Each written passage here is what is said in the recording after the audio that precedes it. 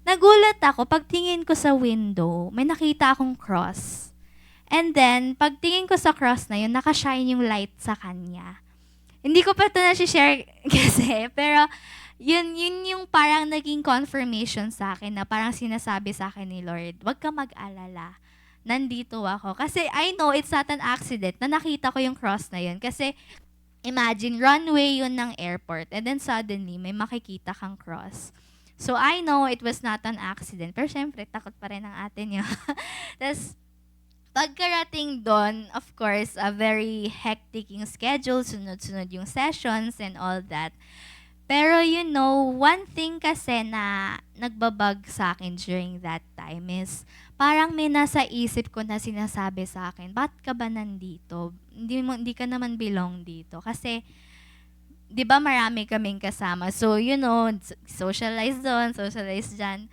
Pero, the thing is, inside my heart, may nararamdaman akong bigat. And wait! Okay. Nung nararamdaman ko yun, siguro 2 araw. Wait lang. Ay. Walang makeup. Actually, nung 2 araw na yun, hirap na hirap ako sa sarili ko kasi parang sinasabi sa akin, na ba't ka ba nandito? Hindi ka naman dapat nandito eh. And nung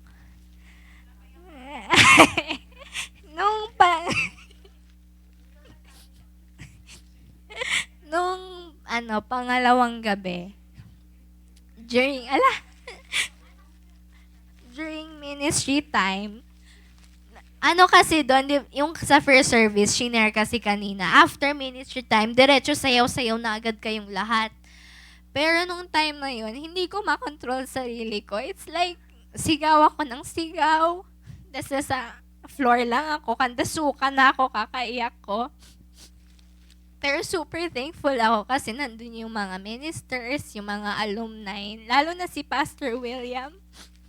Kasi, nung time na yon, hindi ko alam kung anong nararamdaman ko, yung ngipin ko, kung ano lang ginagawa, gumagano, takot na takot ako. Sa sobrang takot ko, gusto ko may humawak ng kamay ko. Ako kasi pag ganun ako sa sahig, walang gustong humawak. Takot na takot sila. Ang ginawa nila sa akin, hinawakan pa ako, hinawakan arms ko. Takot na ako nun. And then, I heard Pastor William, sabi niya sa akin, Angel, release mo lang. Yung sadness sa heart mo, yung bitterness, kung ano man yung bigat na nararamdaman mo, ibigay mo lang kay Lord. Kaya mo yan. Kaya ikaw pa ba? Ginaganon niya ako, iyak pa ako ng iyak nun. Then during that time, he kept saying to me, I love you, Angel. We love you. Hindi mo kailangan i-compare sarili mo sa iba. That's what he kept reminding me. And then after a while, lahat sila nagsisayaw na sila, I am free, I am free. Nagtatakbuhan na sila, ako pahiga-higa lang. Tapos ang dami nilang nakaano sa akin. Pero during that time, na-touch talaga ako sa man of God natin. Kasi, nung lahat ng iyak ko na yon, he stayed by my side. Sina Ate Ka, sina Ate Abby, Ate Faith. Yung iba kasi worship team eh. Kumakanta eh. Ay, free sila. Ako, nagpapa-free pa. Then si Pastor William, after all that, he stayed by my side. Tapos yung upo niya, kung if alam yung Asian squat, yung nakaganon lang siya, tapos nakayakap lang siya sa akin. And I was really touched kasi he kept saying to me, I love you. And that was what I needed to hear the most. That time, kasi feeling ko na ako lang mag-isa. Feeling ko na lahat sila may sarili silang friends, may sarili silang partners. Tapos ako, parang feeling ko, wala akong kasama. Ba't ganun kabigat? Ba't ganun kabigat yung nararamdaman ko? And that was when I first experienced yung release ko, yung surrender ko talaga kay Lord, na talagang iniyak ko talaga sa sobrang iyak ko. yung mga ugat ko dito nagsilabasan na the next day. 3 days bago siya mawala. Ganun kalala yung iyak ko. Tapos pagka tayo ko, puno na ng tissue yung sahig kasi suka ako ng suka, iyak ako ng iyak, yung luha ko. Tapos nakaramdaman ko yung mga tao, nakatingin sila sa akin. Pero I knew in my heart that I had released. And that was one of the reminders sa akin ni Lord na hindi ko kailangan gayahin yung ginagawa ng iba. Parang kung sila naabot na nila yung gantong point, nagkaroon na sila ng ganto, ako hindi ko kailangan yun. Ang kailangan ko lang, si Lord. I just need to focus my eyes on Him. Kasi the whole GBS, the whole GBS? Ilang araw pa lang, pangalawang araw pa lang yun before nun, talagang napipressure ako sa sasabihan ng iba. Kasi nga, syempre, anak ni Brother Joel, taga main yan, taga under yan ni na Pastor William. So, ang sa akin, what if hindi ko ma-meet yung expectations nila na pagbalik ko dito, eto magagawa ko na, eto ma-achieve ko na. And I was so pressured by the thought na kung ano man yung isipin ng iba sa akin. Pero during that time, the Lord reminded me, mag-focus ka lang sa akin. Hindi mo kailangan ng approval nila. Ba't mo kailangan? Kaya ka pumunta dito sa GBS to experience me, to see me. And that was what He reminded me that time. And after nun, nararamdaman ko pa rin na inaano yung isip ko, sinasabi na, huwag ka makinig doon. Isang gabi lang naman yun. Hindi yun makakabago ng buhay mo. And then after that, just sa re-encounter, talagang nag-kneel na ako before the Lord kasi hirap na ako na lagi na lang iniisip ko yung iisipin ng iba sa akin. Hirap na ako! Pero, just that Friday, talagang naramdaman ko na God really loved me. Kasi while I was kneeling down, talagang naramdaman ko na kahit walang taong nakasurround sa akin, merong yumayakap. I know that that was Him. And that's why, makikita nyo later sa GVS, sinabi ko na kahit gaano ka pa ka-imperfect, imperfect, God will always love you. So, yun yung isa sa mga reminder ko din sa bawat isa na ni-remind sa akin ni Lord na kahit gaano ka pa ka-broken ngayon, kahit gaano ka pa ka-failure ngayon, in God's eyes, you're a champion. In God's eyes, you're already successful. So, you don't need to chase sasabihin ng iba. You don't need to look at what they have to say. Sabihin nila sa'yo, ay, hindi, nagkamali siya dito. Kagabi, ganyan. You don't need to mind all of them. Ang kailangan mo lang, mag-focus ka lang kay Jesus. And that's what I focused on the GVS na kung sila na-receive na nila yung gift of tongues, I don't need to receive it. I don't need to receive it now. As in now. I don't need to receive it the same time as them. Hindi ko kailangan na habulin kung ano man yung achievements nila. Ang kailangan ko lang magtiwala kay Lord. So,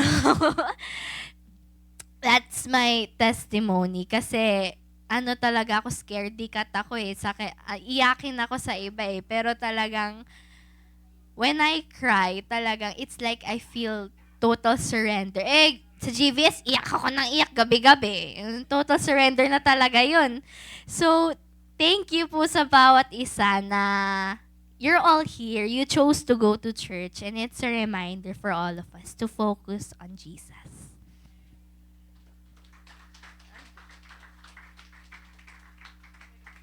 Ayan. Si Shiro, sumabay yata Ayan. So, sige, isa pa. Andiyan pa si Tito Neil? Andiyan pala si Tito Neil. So, sige po. Pakinggan naman natin si Brother Neil. So, first international, and of course, first time din sa GBS. So, ayan. Dalawa ng tayo niya dito. Sa susunod, dami lalo.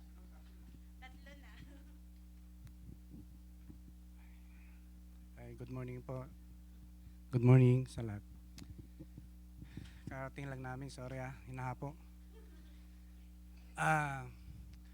Testimony ko po, mula umpisa, medyo talaga, nandun yung yung yung word na alanganin, sorry sa alanganin na word Kasi unang-una, hindi ako prepared talaga. Sinabi ko naman noon na nabigla ko nung sinabi ni Pastor Rache na dito mag-apply ka ng visa. Nagulat lang ako noon sabi ko alam ko na kung ganun. Talagang tinuloy ko na. Kaya nga nung nag-testimony kami doon, sabi ko wala akong ibang sinabi kundi si Lord ay God of miracle. Kaya ang isa kong napansin doon, sabi ko nga sa sarili ko, lahat pala first time. Kasi unang-una, first time kong nag-apply ng visa, approved kagad.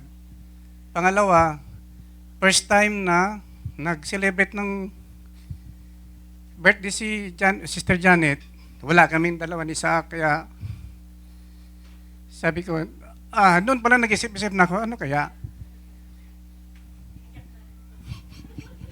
Sarah, wag kang magpasimol. Kaya sabi ko, siguro may talaga si Lord, may plano. Kaya nung nandun na kami, siyempre pangatlong first time yon, yung first time ko nag-international na flight. Kaya medyo mayroong kunting nervyos kasi medyo iba ang namin, yung biyahe namin. Pero praise the Lord, nakarating kami ng maayos hanggang pagbalik, ganun pa rin. Pero naka-uwi kami ng sa grace ni God. Kaya yung nung nandoon na kami, first night namin, talagang na-feel ko na yung ni Lord, yung presence ni Lord kasi. Kasi ako, yung bang mahihain ako, first night pa lang, hindi ko mapigilan, naluluha talaga ako.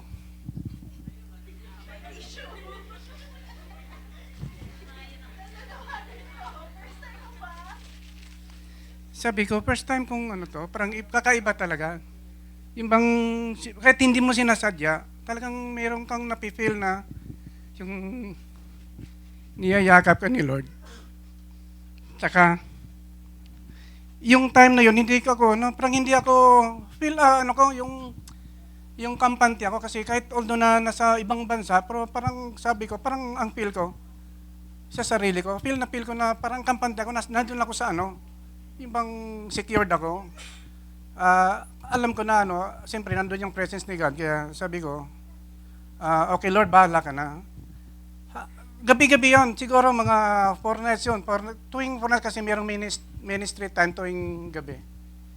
Nandun yung tinatapik pagka naglihans yung mga mga network pastor, mini-minister kami kasamang tapik.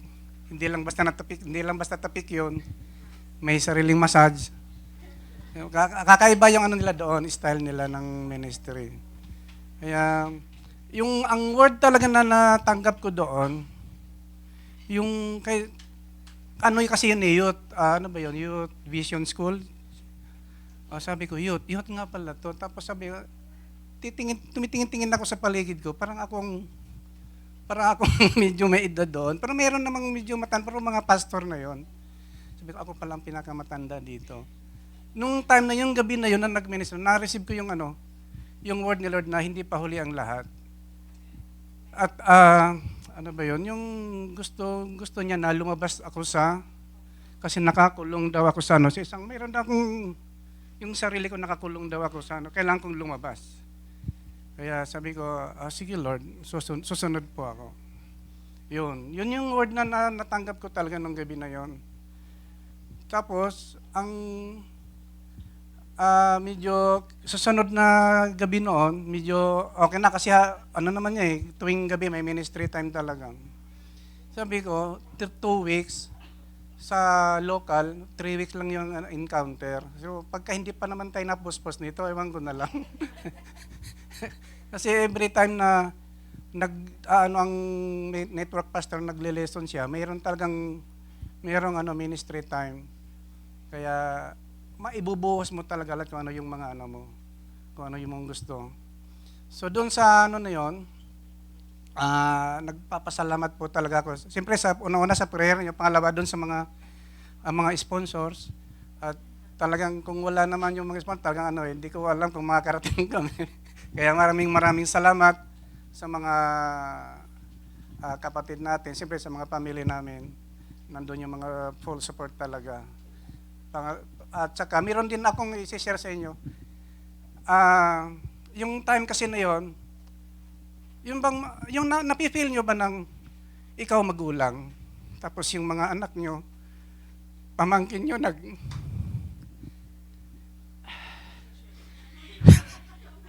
nagtuturo, nagpe-preach. Sabi ko, nakaka-proud, di ba? Kaya panayang ko, kay Janet pa rin picture ko sa kanya. Sabi niya, ano yan? Sabi ko, hindi, proud lang ako bilang tito. Kasi sunod-sunod silang tatlo eh. Kaya ako napaluwa na talaga ko doon. Sabi ko, proud na, hindi ko maintindihan kasi sunod-sunod silang tatlo, nagpe-preach. Sabi ko, ang galing naman. Kaya tinis ko sa kanya, sabi, ano yan? Sabi ko, sinisin ko sa iyo kasi sinishare ko lang kasi kung ano yung naramdaman ko. Bilang tito, proud na proud ako. Sabi ko, mas muna siguro yung mga magulang nila kung nakita nila ng personal. Kaya, praise the Lord talaga. Doon napipil ko talaga yung presence ni Lord doon sa Korea. Kaya yung GBS talaga malaking impact sa akin. At alam kong yung na-receive ko na hindi pa huli ang lahat kahit gahinto sa natin sa age natin. Kaya wala po tayong hindi po tayo mawawalan dapat ng pag-asa na sabihin natin na sa mga bata na lang yan, kaya na nila yan. Hindi po pala dapat ganoon. Kailangan kung ano yung ni Lord sa iyo, kailangan i-apply talaga. Yan. Yan lang po. Medyo sumikip. Ayan. Medyo na So sige, pinaka-last na talaga. Si Ate Faith. Andiyan si Ate Faith. Yan. So yung sinasabi po ni Tito Neil na nagturo ng mga pamangkin niya is si Kiel, si Faith, tsaka ako. So tatlo po kami, nagturo kami doon sa sa GBS. Lahat kami, first time namin na tumayo doon sa harap para magturo sa mga kabataan. Ayun po. Good morning po sa inyong lahat. So, ako po si Faith, isa pong youth leader dito sa church natin. And glory to God po kasi doon po talaga pinatunayan ni Lord yung declaration natin for this year, which is yung Year of Divine Elevation. Kasi po, nagsimula po yung this year na in-appoint po ako as youth leader. And ako po, last year, hindi ko po talaga nakikita sarili ko as youth leader kasi yung youth leader kailangan may pagka-extrovert po, ganon, yung palabate, ganon. As a shy girl ako minsan, ganon. And bandang March po, yun po yung first time ko po magturo ever. And which is nung youth encounter pa po. Kumbaga, lahat po ng kabataan from different outreaches natin is punta dito. And para po sa akin, parang big deal yun kasi hindi pa po ako sumasalang sa pagturo habang youth fellowships, kahit po pag Sunday service ganon.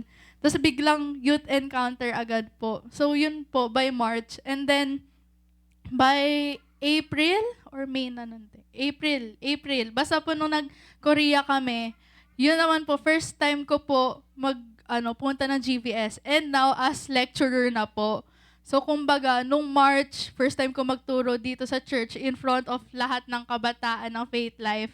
Then, which is local din po dito. Then, by April, dinala na ako ni Lord sa Korea para mag-share din. Kumbaga, sabi ko po, Lord, parang ang bilis. And kung titingnan ko po sarili ko, parang, Lord, parang ang aga. Kasi 20 years old pa lang po ako. Tapos, iba po kasi yung preparation kapag nagtuturo ka. Siyempre po, ikaw po yung mag-share. Kailangan po, well-strengthened ka with your faith. Kaya, very thankful po ako sa mga pastors natin. Kasi hindi po biro na tumayo sa harap and mag-share every Sunday. Kasi tuwing yung kaaway po, ayaw nun na nag-share ka. So, aatakin ka talaga. Pero thank God po kasi tayo po, pinuno po tayo ni Lord ng wisdom, ng knowledge and understanding, and ng strength galing kay Lord. So, grabe po talaga si Lord na ngayong taon pa lang na to, kalahati ng taon pa lang, pero si Lord, dinala na niya ako kung saan-saan and ginamit na niya ako in ways na hindi ko ma-imagine. And ganun po talaga kapag may heart tayo na willingness na magpagamit. And yung may mga times po kasi na kino-question ko sarili ko na, Lord, kakayanin ko ba? Lord, parang dinadoubt ko sarili ko. Pero, ang mindset natin is dapat, kapag si Lord is may instruction sa'yo, or kapag si Lord is pinagawa ka ng ganito, or inassign ka sa ganito, dapat, let's trust the Lord wholeheartedly. Kasi kapag si Lord yung nagsabi, may assurance na yon, and si Lord, throughout that journey, hindi ka pababayaan. May obstacles man throughout that journey sa preparation, pero ang importante is matandaan natin sa puso't isipan natin na si Lord, hindi niya tayo iiwan at hindi niya tayo pababayaan. So, glory to God po, and nakakatuwa kasi ang daming from our church na nag-share during that sa GVS sa Korea. And super blessed po ako na marami po sa atin is may willingness po na mag-give, na mag-offer ng prayers po. Kasi doon ko po naranasan na ay nakaka-proud po na galing tayong faith life. Kasi naniniwala po ako na grabe po yung flow ng testimonies and ng anointing dito. Kaya I pray po na sa bawat isa po na wag po natin limitahan yung sarili natin, dahil si Lord, kayang-kaya niya i-exceed yung expectations natin. And si Lord, as long as willing tayo magpagamit po kay Lord, si Lord, He will bless you abundantly. And I pray po na bawat isa sa atin is magkaroon po ng desire na magpagamit, na kahit ano po ipagawa ni Lord, magpagamit lang po tayo. And naniniwala po ako na katulad po ng declaration natin, which is the year of divine elevation, is lahat po tayo is mag-elevate sa presensya ni Lord. So, ayun lang po. Thank you and God bless. And thank you so much.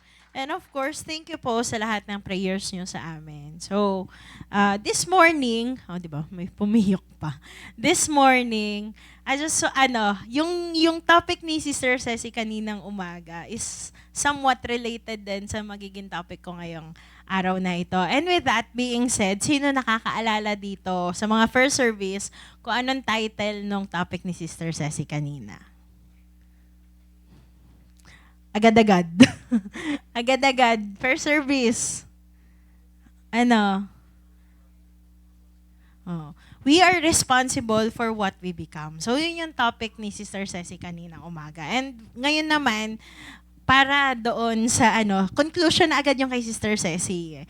For this morning, I just want you to know that you have an assignment from God, or you have an assignment from the Lord. So lahat tayo dito naranasan na magkaroon na assignment. Tama? Tama po ba?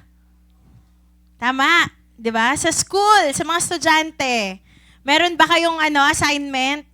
Sino dito may mga pasok pa? Karamihan may pasok pa, 'di ba? So may assignment kayo sa school? Binibigyan ba kayo ng professors or ng mga teachers nyo ng assignment? Di ba nagbibigay sila ng assignment? And then, what approach yung ginagawa natin? Pag uwi ba agad ng bahay, ginagawa natin siya? Or sa school pa lang, habang break time, ginagawa natin siya? Or kinabukasan na lang, or the day, yung magkakram ka dun sa day before ng submission ng assignment? So, kung titignan nyo, marami tayong approach na ginagawa when it comes to our assignment. And we are given one assignment from the Lord.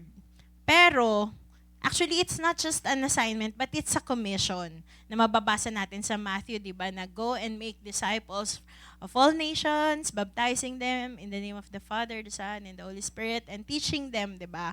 So, that's our greatest commission. Kumbaga, yun yung pinaka, tawag dito, sa Korea, nakastay kasi kami doon sa isang house, lahat ng girls. And then, sabi namin, kami ay mga housemates ni Kuya, ni Big Brother. So, doon sa bahay na yon, meron kaming mga task. May mga task kami, hindi naman literal na, kailangan ganito gawin nyo. Kundi may mga assignments ang bawat isa sa amin. Kung halimbawa, pagdating, sino yung maglilinis? Sino yung maglilinis ng bahay, Sino yung tawag dito? Wala na kaming luto po doon kasi kumakain naman kami sa church Sino yung magpupunas ng sahig? Sino yung maglalaba? Or sino yung mga magsisegregate ng mga basura? Kasi sa Korea po, hindi nila tatanggapin yung basura nyo kapag sama-sama lahat. So, may mga kanya-kanya kaming task.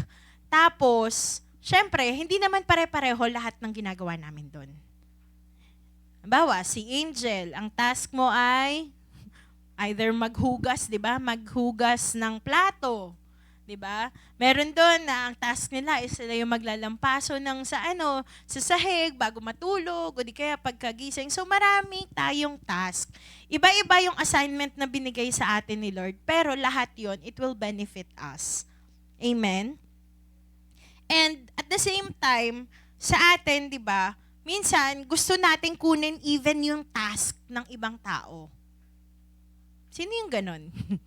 Sa mga estudyante, tanungin ko kayo, sino dito yung kapag sinabi ng ito yung mga gagawin mo, ikaw gawin mo to, ikaw ganyan, ganyan, ganyan. Pero naisip mo na ahead of time na, hala baka hindi niya magawa, ako na lang gagawa. May ganun ba? Diba? Si Ate Dayan, aminado, sabi niya, ako yun. Diba? May mga times na ganun yung gusto natin kasi gusto natin maging perfect But you know what? You are not doing your assignment. You know why? Kasi that task or that assignment was not given to you. 'Di ba? Meron pa di ba? Ano ba yung natin? So another thing na yung task na inanon sa atin kanina, 'di ba? Silence our phone. 'Di ba? Silence our phone. So few hours lang tayo nandito sa church. So we have to listen. Kanina si Sister Ceci, nasa school kami. 'Di ba? Nasa school kami ngayon. Nasa school pa rin tayo kasi nga we are talking about our assignment. So in Romans chapter 12 verses 4 to 8, sabi dito, just as our bodies have many parts and each part has a special function, so it is with Christ's body. We are many parts of one body and we all belong to each other. In His grace, God has given us different gifts for doing certain things well. So if God has given you the ability to prophesy, speak out with as much as faith as God has given you. If your gift is serving others, serve them well. If you are a teacher, teach well. If your gift is to encourage others, be encouraging. If it is giving, give generously. If God has given you leadership ability, take the responsibility seriously. And if you have a gift for showing kindness to others, do it gladly. So, as you can see, 'di ba? Sabi dito, maraming part tayo or marami tayong assignment. Kahit na sabihin natin na iisang body tayo, we are one in Christ. But we have different assignments. Like, kanina, sabi ni Angel sa GVS, di ba, na parang feeling niya alone siya. Yung iba nagsasayawan na, yung iba nandun sa harap, kumakanta pa ng I am free, di ba, ganyan. Kasi doon sa GVS, magkakaiba yung mga task na binigay sa amin. Like, for example, ako, ang task ko doon is to lead worship. So, kailangan lagi ako nasa harap. Alam niyo po, pinakamahirap na gawin doon, kailangan hindi ako aalis. Hindi ako aalis kahit na sabihin natin. May times nga po na na kailangan namin lumabas kasi yung pastor gusto kami i-treat na bilan kami ng coffee para syempre to energize and at the same time medyo man lang yung mga worship team. So bibilan niya kami, kailangan namin agad bumalik. Bakit? Kasi we have the responsibility or meron kami assignment na kailangan namin gampanan doon sa GVS, which is to minister through music. So, imagine niyo po, simula umaga hanggang gabi, kumakanta po ako doon. So, hindi lang kanta minsan. Kapag yung drummer namin nahihirapan na, magpapalit kami. O di kaya, kapag si Kiel na yung kumakanta, kailangan kumakanta rin ako habang nagda-drums. So, nagmumultitask doon sa sa GVS. But it's really tiring pero sobrang nakaka-bless po. And at the same time, halimbawa sila Pastor William. Sila Pastor William, ang task naman nila is to preach the gospel, to teach the gospel of Christ. Yung mga estudyante or yung mga participants sa GVS, ang task naman nila is to sit down and listen at walang matutulog. Kasi sa totoo lang, nakakaantok po talaga yung session, lalo na ang sarap ng hangin, tapos maulan pa, so malamig, so nakakaantok, di ba? Very bad weather talaga yung approach doon. Pero still, kahit na gano'n, kumikilos si Lord in every season ng buhay natin. So tayo dito, halimbawa sa church, hindi lahat tinawag sa full-time ministry. Tama? Merong mga nag-full-time, meron din namang mga leaders tayo na tinatawag, meron din namang mga members, pero mga nagsaserve din, lalo na yung mga leaders natin, nagsaserve din sila, pero they are working outside the church. And hindi porket sa labas sila nagtatrabaho, ibig sabihin is wala na silang assignment. No, sometimes, di ba, yung assignment natin is nandoon sa labas ng church, which is, halimbawa, tayo yung magbibigay ng encouragement doon sa mga kasama natin sa trabaho kapag gusto ko na mag-resign kasi napapagod na talaga ako eh. And so on, di ba? Tapos sasabihin mo, tawag dyan, kapit ka lang, si Lord yung magpapalakas sa'yo. So minsan then, yung mga nanay, di ba? Yung pag sinasabi na housewife lang ako, ay hindi po madali maging housewife. Di ba? Hindi madali maging housewife kasi yun yung assignment mo for that season eh. 'Di ba? Alagaan mo yung mga anak ninyo, magluto ka, maglinis ka. Hindi ibig sabihin nun is wala kang assignment. No, yun yung assignment mo. Yun yung assignment mo, alagaan mo yung pamilya mo. Sa mga estudyante, anong assignment nyo? Mag-aral ng mabuti. 'Di ba? Mag-aral ng mabuti. Bakit sinasabi mag-aral ng mabuti? Kasi para sa kinabukasan nyo rin 'yan. Amen? So, lahat tayo dito, meron tayong assignment. Kaya, di ba, kung mababasa natin sa Romans 12, na yung verse natin kanina, sabi doon, sa verse 6, in His grace, God has given us different gifts for doing certain things well. So, halimbawa, sa worship team, paano kung si Marie yung maging worship leader natin? Is she doing her assignment? Nasa worship team naman siya eh. 'Di ba? Tama? Is she doing her assignment or not? Ayaw nila sumagot, B. Hindi. Hindi. She's not doing her assignment. Why? Hindi kasi siya dito tinawag. Tinawag siya doon sa drums.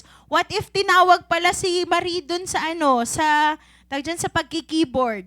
Marie, doon ka na lang mag-keyboard ka na lang. Ganyan. Is she doing her assignment? No.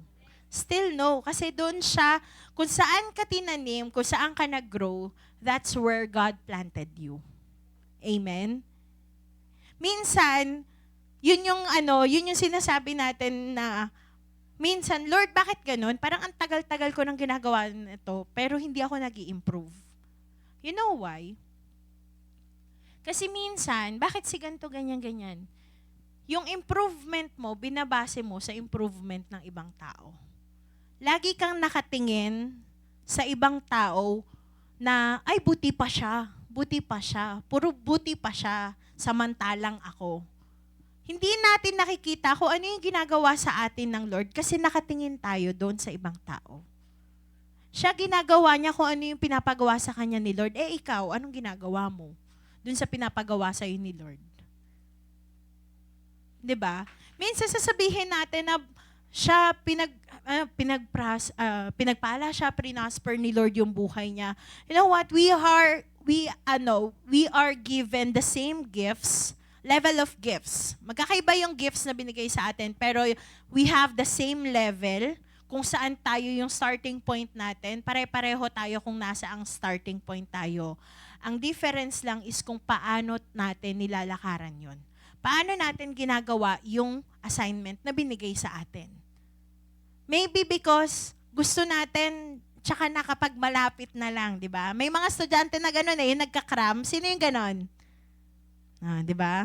May mga estudyante nagkakram, hindi lang estudyante, pero tayo, di ba? Naging estudyante tayo minsan. Sino naman yung maaga palagi gumawa ng assignment? Yes, Bel. Taray. Di ba? Sino dito yung yung sakto lang, yung tipong one day na lang bago yung pasahan, doon pa lang siya gagawa? O, di ba? Meron talaga, meron at meron. Hindi mo pwedeng sabihin na lagi akong nagmamadali, di ba? Maging honest tayo, lagi ako nagmamadali. Kasi ako na estudyante ako, nag-aaral ako. Kapag gusto ko yung subject, talagang gagawin ko yan kahit break time. Pero pag ayoko talaga yung subject, minsan tinutulugan ko po yung paggawa ng assignment. Hindi yung subject. Yung paggawa ng assignment, tapos sasabihin ko, mamaya na lang, ganyan. Pero, sisiguraduhin ko naman na bago ako matulog, is gagawin ko siya. Kaya minsan nagkakram pa rin ako doon sa part na yon. So, makikita natin na yung approach natin sa assignment na binigay sa atin is depende sa yung result ng sa assignment na ginawa natin is nakadepende sa approach na gagawin natin. Whether gagawin natin siya ng maaga, gagawin natin siya ng sakto lang kapag malapit na, or magkakaram tayo. So, as for us, di ba, in verse 6, sabi doon, if God has given you the ability to prophesy, speak out with much faith as God has given you. So, hindi po lahat tayo dito, hindi lahat ng pastor na tumatayo dito is may gift of prophecy. Yun po yung tatandaan nyo, hindi lahat ng gifts nasa isang pastor. The gifts are given individually. And you know what? One of Pastor William's session, meron doon, nag-share sa akin siya, nung pauwi na kami from Gwangju, no? From Gwangju, going to Incheon Airport, meron pong isang matanda doon na kinausap ako. Sabi niya, during Pastor William session ng isang beses, meron, di ba, sanay naman po tayo na minsan nagpipreach si pastor, tas biglang may interrupt na kung sino yung nakakaramdam ng ganito, back pain or sa paa, whatsoever, sasabihin ni pastor yun sa atin, di ba? Sinasabi niya sa atin yun. So, in one of his session, he released a word na sabi niya, there's this one person na may masakit yung sa ganito niya. So, we speak forth healing upon you. We declare by the stripes of Jesus, we are healed. And so on. So, sinabi niya po yun. And kami, syempre, tayo, bilang aware tayo kung tawag dyan, yung sa mga ganun ni pastor, alam natin na there's someone who is in need of healing. And then, we're waiting kung sino yung magsasabi na ako po yun or whatsoever. So, wala. Not until, nung pauwi na kami, I believe hindi aksidente na nalipat tayo ng upuan na Angel. Na yung isang katabi po namin na matanda, sabi niya sa akin, Nak, alam mo ba? Di ba naalala mo yung nagsabi si Pastor William na yung merong sakit sa ganito? Ganyan. Sabi ko, opo, natatandaan ko po yun. Sabi niya, ako yun. Sabi ko, talaga po? Sabi niya, oo, ako yun. At yung sakit na yun, it's not simply masakit lang yung likod niya. Pero she was diagnosed with osteoarthritis ng doktor since 2022. And sabi ng doktor sa kanya, the only option na para ma-ease yung pain is through therapy. Walang gamot. Kasi dala na rin ng katandaan daw, kaya daw nakakaranas siya ng ganon. So sabi niya, every morning, tuwing gumigising siya, either naiiyak siya, umiiyak siya sa sakit, hindi siya nakakabangon, tapos minsan nararamdaman niya yun all throughout the day.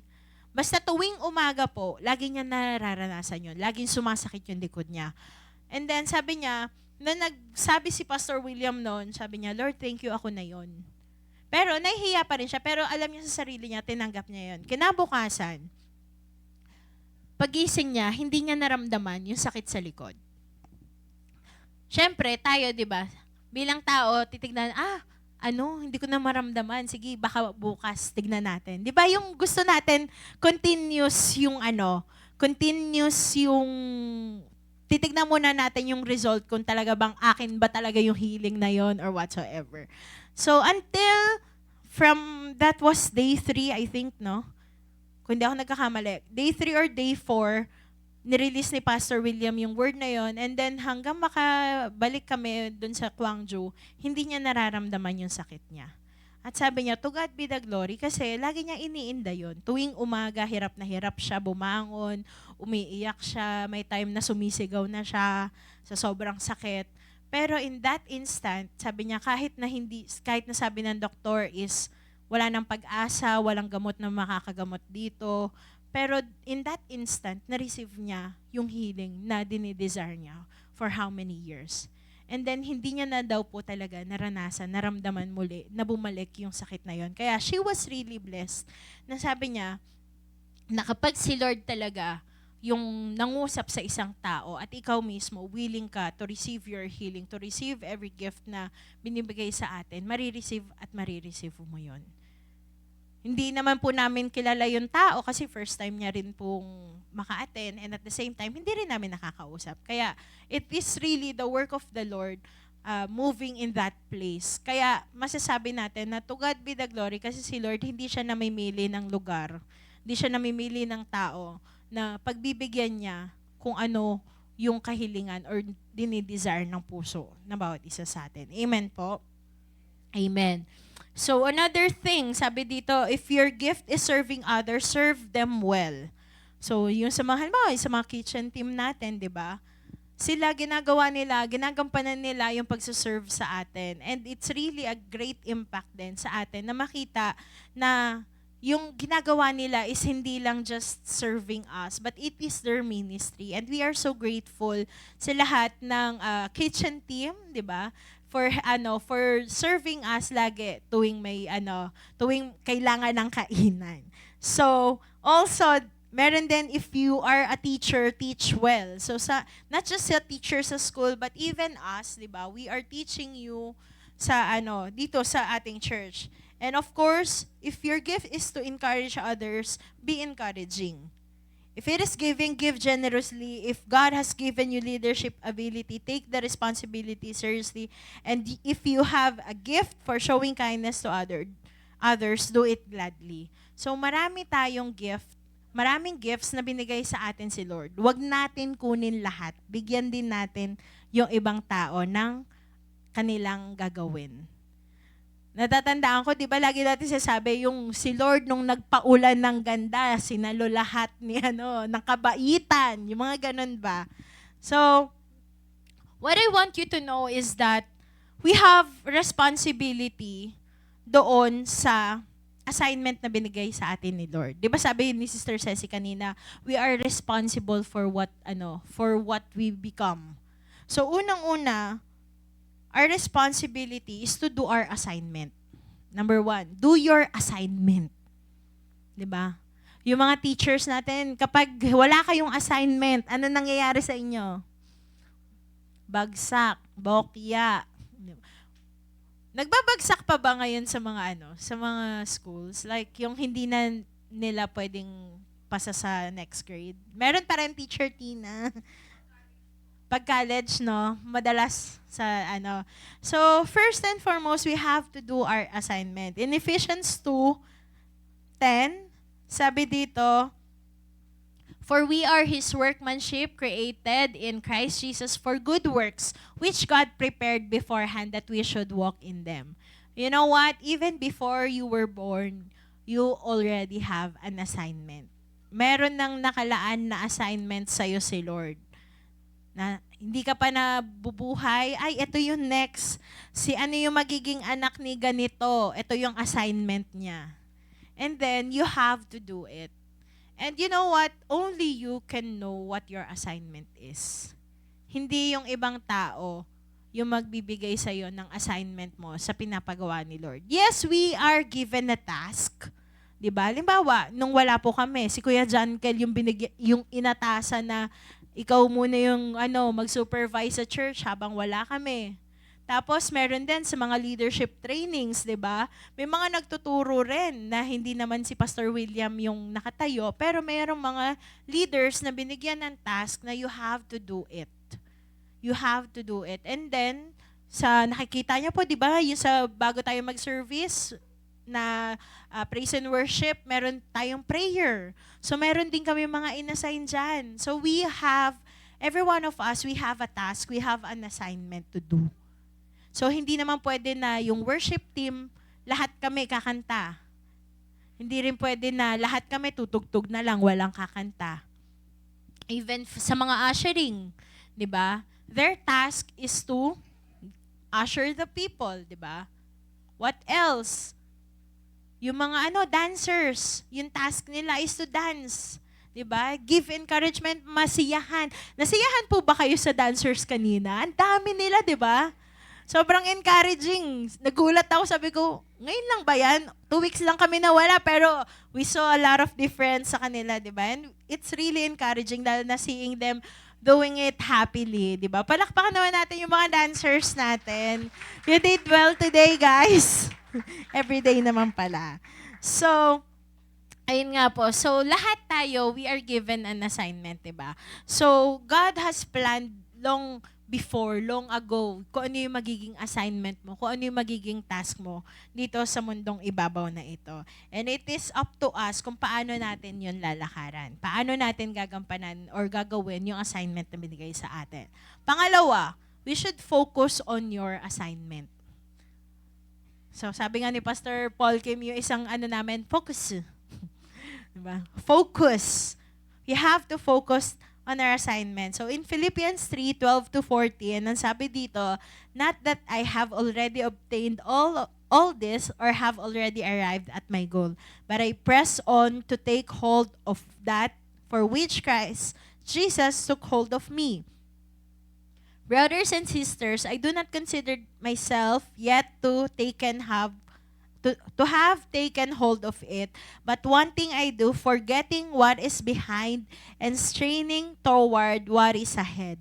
I press on toward the goal to win the prize for which God has called me heavenward in Christ Jesus. So, sabi doon, hindi pa tayo tapos doon sa assignment natin, pero we are pressing on. We have to press on, we have to walk on it, we have to continue doing it kahit na may mga obstacles sa daan. Sometimes, 'di ba, parang yung kapag nakakita tayo ng obstacle, sasabihin natin na ay parang hindi ko kaya 'yan. Parang ayoko na lang siya gawin. Parang gusto ko na lang gusto ko na lang tumigil kung nasaan ako ngayon. But you know what? Those obstacles are just temporary.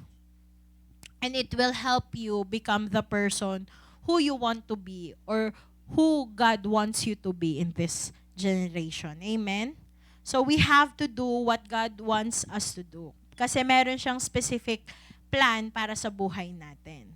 Another thing, ito mahalaga. Number 3, do not do other people's assignment. So sabi ko sa inyo kanina, or do not do others' assignment.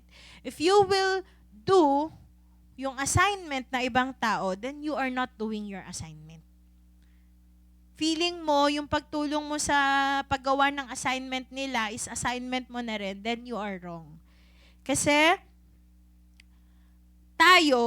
mahilig tayo na, na akuin yun lahat. Kasi ganun din po ako before. Gusto ko, inaako ko lahat. Gusto ko kasi maayos, di ba? Presentation-wise, lalo na sa school, di ba? Perfect, ganyan. But nobody's perfect. So, makikita nyo, di ba? Kapag kinuha natin yung responsibility ng ibang tao, then sila mismo, anong gagawin nila? Chill na lang. Hindi na lang nila gagawin kung ano yung pinapagawa sa kanila. Bakit? Kasi 'di ba, bida-bida tayo. Bida-bida tayo, gusto natin gagawin natin lahat eh. But you know what? We are not doing our assignment kapag kinuha natin yung assignment ng ibang tao. It's okay to help. It's not wrong to help. Pero kung kukunin mo yung assignment niya, then you are not doing your assignment. Kasi ito yung pinapagawa sa iyo ni Lord eh. Pero dahil gusto mo siyang tulungan, gusto mong gawin ko ano yung ako na nga dyan. Ganyan. Pero, alam niya yun, hindi niya magagawa ko ano yung assignment niya. Hindi siya makakarating, kung baga sa elevator, 'di ba? Hindi siya makakarating doon sa tuktok na kailangan niyang maabot kung yung per level na dapat niyang lagpasan is hindi niya nalalagpasan dahil kinukuha na ng ibang tao yung dapat niyang gawin. Same thing, 'di ba? Sino dito yung nanonood ng Pinoy Big Brother? PBB, 'di ba? Or nakapanood. Napansin niyo ba na merong mga task yung mga housemates. Diba? May mga task yung mga housemates. Yung mga housemates na ba yun, isa lang yung gumagawa. Hindi, di ba? Anong ginagawa nila? Kailangan tulong-tulong sila. Pag nomination, 2 points po kay ganito. Kasi po hindi siya tumutulong sa gawaing bahay. 2 points po kay Rich. Kasi po, ang sipag-sipag niya po, nawawalan na po kami ng ginagawa sa bahay. Ganon. O, 1 point po kay Isaac. Kasi po, lagi na lang siya kumakanta. Hindi tumutulong. Ganon. 'Di ba? So, makikita nyo, doon sa Pinoy Big Brother, it's a good example. Hindi ko sinasabi na lahat but na kung saan, the assignment is distributed to everyone. Hindi nila hahayaan na walang ginagawa ang isang tao doon. Kasi kapag wala, papatalsigin ka. Binibigyan ko po ng, di ba? Very housemates yung approach. So, ganun din sa atin, di ba? Huwag nating akuin lahat. Mapapagod at mapapagod tayo. Kasi kapag inako natin lahat ng yon, ano magigain natin? Have you ever think of it? Yes, ma-appreciate ng tao na tinulungan mo sila. It's not wrong to help other people. Don't get me wrong. It's okay to help other people. Pero to get their assignments, it's not good. It's not good at all. Kasi we can only help them, pero dapat sila yung tatapos ng kung ano yung assignment na meron sila. Amen? So just do your part. Kasi naniniwala ako na kapag yung assignment mo, ginawa mo, si Lord yung magre-reward sa'yo. Di ba sa school gano'n naman, kapag natapos mo yung assignment mo, yung task mo, magkakaroon ka ng reward. Di ba? Kahit saan naman makakakuha ka ng mataas na grade. Pero kapag ginawa mo yung assignment ng kaklase mo, tapos ang taas ng grade niya, mas mataas yung grade niya kaysa sa'yo, ano sasabihin mo? Ako gumawa niyan, bakit ikaw mas mataas yung grade? Kasalanan niya ba na ginawa mo yung assignment niya? Hindi naman, di ba? Ikaw mismo yung nagsabi na ako nagagawa niyan. So, that's just the result ng kung ano yung pwedeng mangyari kapag kinukuha natin yung assignment na ibang tao. And another thing, do not copy other people's assignment. Hindi lahat kailangan pare-pareho. Hindi sa lahat ng oras kailangan ko ano yung ginagawa ng isa, ganun din yung gagawin mo. We have different giftings. We have different approach. Ay, gusto ko mag-drums, gusto ko rin sa mga trainees, minsan dito sila nako-confuse. Gusto ko mag-drums, gusto ko mag-keyboard, gusto ko kumanta, gusto ko gawin lahat. Ang tanong, ano yung pinaka-specialization mo? Taray, singing. Wala. Bakit? Kasi hindi mo hinayaan na mag-grow ka sa isang assignment na meron ka. Sabi ko nga sa kanila guys, focus kayo sa isang sa isang instrument. Ngayon, kung alam nyo na you're doing well in that instrument, then you can choose other instrument. Hindi mo kailangan kunin lahat. It's okay na meron kayo knowledge, di ba? Pero hindi naman sa lahat ng panahon kukunin mo lahat.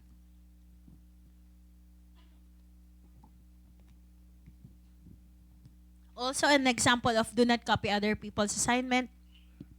Yung halimbawa, pumasok siya sa business na ganito. 'Di ba? Pumasok siya or sabihin natin na patok yung business na ganito, gagayahin ko na rin. So siya, nagpa-flourish. Ikaw, bakit parang hirap na hirap ako samantalang siyang easy lang niya dun sa business na yun? Halimbawa, ano ba yung business na in ngayon? Milk tea. Milk tea pa rin, no? Milk tea coffee. Sige. Nag-milk tea yung kapitbahay ko. Maraming bumibili. Magmi-milk tea na rin ako. Tapos bumili sa'yo, pero mas marami pa rin doon sa kapitbahay. Bakit siya parang nagpa-flourish yung business niya, ako hindi? Kasi kinopya mo lang kung ano yung assignment niya. Hindi mo diniscover kung ano yung assignment mo. Malay mo, hindi naman pala milk tea shop yung pinapagawa sa'yo ni Lord eh. Coffee shop. Di ba? Magkalaban. Pero in that instance, makikita mo, di ba, may difference pa rin kayo. Pareho kayong refreshing drink yung ino-offer, pero magkaiba kung ano yung klaseng business yung meron kayo. Pwedeng kainan pala yun sa'yo. Yung gift mo nandun sa kainan, ay gagayahin ko siya. Kasi ang dami niyang customer doon, gagayahin ko rin. Pero wala ka naman palang gift sa pagluluto. Masasayang lang, di ba? So do not copy other people's assignment because may sarili kang assignment. If you're trying to do something because somebody is doing it, then you are not, and lalong-lalo na kung hindi yun galing sa Panginoon, then you are not doing it. You will just waste your time doing someone or copying someone's work. 'Di ba? So tayo, we are given different tasks. Just like in 1 Corinthians chapter 12 verse 12 to 27, mahaba siya. So 'di ba, ito yung kung saan yung parts ng body na sinabi sa atin, 'di ba? We are one with Christ. But yung parts ng body hindi pare-pareho yung function. Halimbawa, isipin nyo na lang kung yung isang tao puro mata lang meron siya pero wala siyang kamay, wala siyang tenga, wala siyang ilong, 'di ba? Mata lang. Ano itsura nun? Ang weird, 'di ba? So, lahat ng features na meron tayo, may function siya. Yung mata natin, for us to see. Yung tenga natin, for us to hear. Yung ilong natin, for us to smell. Yung kamay, para makahawak tayo. Yung paa natin, para makapaglakad tayo. So, hindi mo pwedeng sabihin na pare-pareho lang tayo dito ng ginagawa. Yung iba kasi, di ba, yung kamay yung ginagamit nila. Yung iba naman, yung bibig yung ginagamit nila para sa mga trabaho or sa mga assignments na pinapagawa rin sa atin. So makikita nyo, hindi tayo lahat pare-pareho ng assignment na binigay sa atin si Lord. Pero, nasa sa atin kung paano natin matatapos yung assignment na yun. And at the same time, hindi natin kailangan ng approval ng ibang tao or yung sabihin natin na ginagawa ko to. Yung gaya ng sabi ni Angel kanina, na minsan yung expectations ng tao, di ba? Dahil nga, yung pressure minsan is hindi talaga mawawala dahil sa expectations na meron yung tao sa atin. Di ba? Kailangan ganito ka kasi anak ka ni Brother Joel. Kailangan yung buhay mo ganito, ganyan. So minsan, kapag hindi mo na-achieve yung isang bagay, parang feeling mo, hala, nakakahiya. Kasi anak ako ni tapos hindi ko nagagawa to, and so on and so forth. But you know what? It's not about kung ano yung sasabihin ng ibang tao towards you. But it's about kung ano yung tinitignan sa'yo, kung ano yung tingin sa'yo ni Lord. Kasi kung doon tayo magfo-focus, mapapagod tayo pleasing other people. So, sa atin, as a reminder, wag tayong maging jealous dun sa ginagawa ni Lord sa buhay ng ibang tao. Lord, bakit sila nagpa-prosper? Kami, nagbibigay din naman kami, pero hindi ko pa nakikita yung hindi pa kami nagpa-prosper. You know what? Don't compare kung ano yung situation nyo ngayon sa sitwasyon ng ibang tao. Kasi makikita nyo na pinaprosper kayo ni Lord paunti-unti kapag nagiging grateful tayo sa kung ano yung nakikita nating improvement sa sarili natin. Amen? Amen? Hindi naman porket halimbawa, Lord, sila bakit ganun from rags to riches? Kami, andito pa rin kami. Can you imagine, nakakakain kayo ng masarap araw-araw? Si Lord, hindi niya hinahayaan na magutom kayo. And at the same time, maayos yung tulugan natin, nakakain tayo araw-araw. In that specific situation, minsan nakikita natin yon as daily routine lang. Pero kung makikita mo, kung i-compare mo yung buhay mo noon sa buhay mo ngayon, masasabi mo ba na may pagbabago? God is doing things in your life hindi nyo lang napapansin dahil masyado kayo nakafocus doon sa ibang tao. Why don't you try to focus on yourself, focus on what God is doing in your life, then you will see na si Lord kumikilos siya sa buhay mo. Amen? Also, it doesn't matter how the world looks at it. What matters is, are you doing your assignment na nanggagaling sa Panginoon? Minsan, tayo gusto natin na approve sa lahat ng tao, sa paligid natin. Pero ang tanong, approve ba kay Lord? Hindi. Hindi. So tayo, di ba, mas pahalagahan natin, be the person or don't be the person that the world wants you to be, but be the person who God wants you to be. Amen? And last but not the least, you are unique and you have a unique assignment coming from the Lord. Amen? Amen po ba? So, kung ano man yung sitwasyon or ano man yung level ngayon ng pamumuhay nyo, kayo ngayon, always remember na it's your starting point today na makita kung meron bang improvement na nangyayari sa buhay nyo o wala. Huwag niyong hayaan na lagi kayong titingin sa ibang tao na buti pa siya. Kundi tignan nyo yung ibang tao as an inspiration at sabihin nyo, Lord, thank you kasi alam ko sa susunod ako na yung gagamitin mo. Lord, I'm next. Huwag tayong huwag tayong magselos. Yun yung term eh. Huwag tayong magselos or huwag natin tignan kung ano yung ginagawa ng Lord sa buhay nila. Kundi yun yung maging inspiration natin para magpatuloy tayo sa kung ano yung gusto na ginagawa ni Lord at ipapagawa sa atin ni Lord sa buhay natin. Amen? Have we learned something today? 'Di ba? Minsan, nakikita lang natin siya na parang, parang daily routine na. But if you will see the little things in your life right now, makikita mo na, Lord, salamat kasi ang buti mo sa buhay ko. Kung dati, iisipin mo yung buhay mo noon, ikukumpara mo siya sa buhay mo ngayon, sobrang layo na. Sobrang layo na. Kaya kayo mga kabataan, be grateful. Mga kabataan, nasa mga kabataan. Yan, mga bata, be grateful sa magulang nyo. Be grateful sa lahat ng ginagawa ng magulang nyo para sa inyo. Kasi, kung dati, kaya nila ginagawa yung ngayon kasi naranasan na nila yung hirap before at ayaw nila na maranasan ninyo yung hirap na naranasan before. Kasi sa totoo lang, yung hirap ngayon tsaka yung hirap noon, mas mahirap noon. Yung ngayon parang na lang sakto lang pero yung noon talaga sobrang hirap. Pero ngayon, we are privileged, we are blessed kasi pinagpala na tayo ng Lord. And we know kung ano yung sinasabi ng Lord. Nasa sa atin yung susi kung paano natin mararanasan yon. Kaya nga, di ba sabi ko sa inyo, ang topic ko ngayon is you have an assignment and sabi ni Sister Ceci kanina, you become who you are dahil yon sa responsibility na ginagawa natin. It is our responsibility na tayo mismo, kung ano tayo ngayon, nasa sa atin yon. Kung paano natin i-mold yung sarili natin, paano natin palalakasin yung sarili natin. Amen? So, yun lang po yung gusto ko i-share today and let's pray. Thank you, Lord.